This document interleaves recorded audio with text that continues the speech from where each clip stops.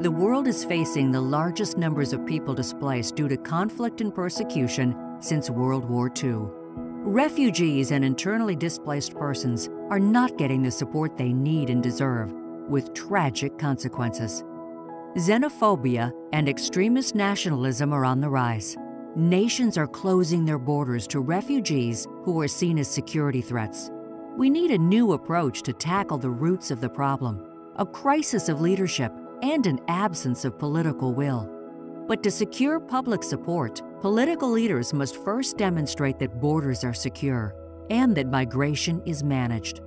The international community must respond with a comprehensive approach that includes responsibility sharing, support for countries hosting refugees, and better support for refugees as well as internally displaced persons fleeing violence and conflict but remaining within their own borders.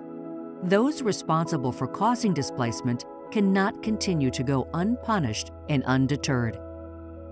Donors in other countries must also be accountable for their commitments to the international refugee system. Year after year, millions of dollars in pledges go unfulfilled, adding to the funding shortfall, while the cost of helping refugees increases. The status quo of voluntary donations is unacceptable. Financial commitments should be reviewed and supplemented by innovative financing mechanisms with private sector support.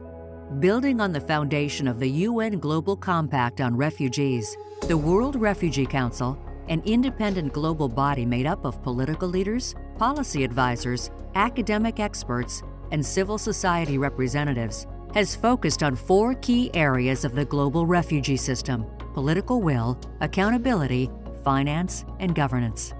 The Council's report, A Call to Action, Transforming the Global Refugee System, is the culmination of over 2 years of research and meetings around the world with key stakeholders, including refugees.